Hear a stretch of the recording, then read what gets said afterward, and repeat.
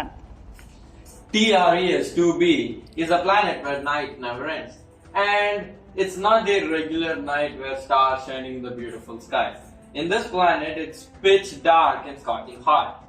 TRES-2b is a gas giant, roughly 1.5 times more massive than Jupiter, and its surface absorbs light better than charcoal.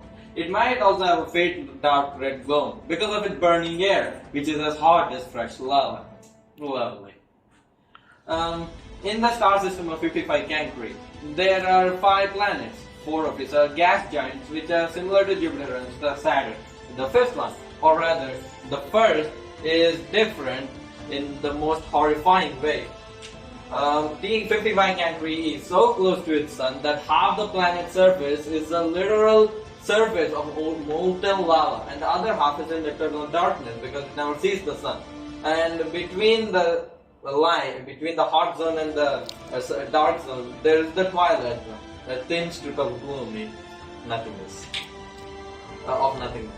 Okay, HD 189733b, I'm not going to say that again, is the only exoplanet at the orbit of its star. And at first glance, the planet might look really pretty, blue clouds making wondrous patterns around the surface. But these pleasant colors actually come from how silicate particles in the planet's atmosphere, which means it rains glass here. But the worst is that the winds reach the speed of 5,400 miles per hour or Mach 7. Well, for comparison, the fastest wind speed on Earth is 254 miles per hour, almost 20 times less. And the glass falling from the sky travels horizontally, shredding everything in its path.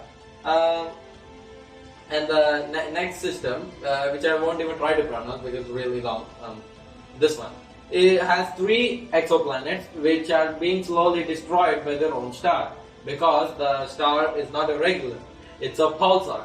It's a rapidly spinning core of an exploded star. It creates powerful electromagnetic pulses and travels in several directions while rotating about several thousand times per second. And the planets which are revolving around this deceased star will eventually disappear entirely. Kepler-70 is a hot blue dwarf star that exploded into a red giant about some 18 million years ago. And it has 2 planets which are orbiting it. A closer one is a Jupiter-like gas giant. It's known as Kepler-70b, and it still exists. But the overgrowing star has transformed it into one of the baking hot world we know. This planet is one of the hottest planets we ever discovered. Its surface temperature is higher than the surface of our sun. It would be lucky spending time inside the planet, but it's evaporating now, but it's not going to be anymore in the near future. WASP-12b is one of the weirdest and saddest planets out there.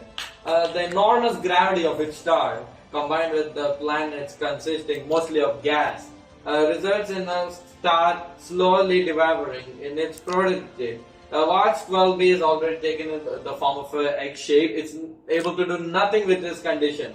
And in some around 10 million years, the star will eat the planet entirely. You won't see the planet anymore. Which means, what would it be like if you walk it hot and cold at the same time? Gliese 436b is a planet that gives you a great example. Being extremely close to its star, this Neptune-sized exoplanet, it has temperatures harder than a blazing oven. Thus, the ice doesn't melt. Well, this is because the enormous gravity of its star keeps the ice hot. The ice doesn't melt, even though the temperatures are so high. And it doesn't melt right away because of the gravity. And we know Venus, right? Our Earth's evil neighbor. The second planet from the Sun has clouds so thick that its surface temperature is way higher than the surface of Mercury. The volcanic eruptions constantly flash Venus, and the gravity is almost 100 times stronger than ours. And the clouds I mentioned over there are not made of water but of sulfuric acid, which is quite dangerous, and which makes it to rain acid in Venus. And if you were brave enough to go inside the clouds, you probably wouldn't, because the winds on this planet is as strong as some of the most powerful hurricanes on Earth.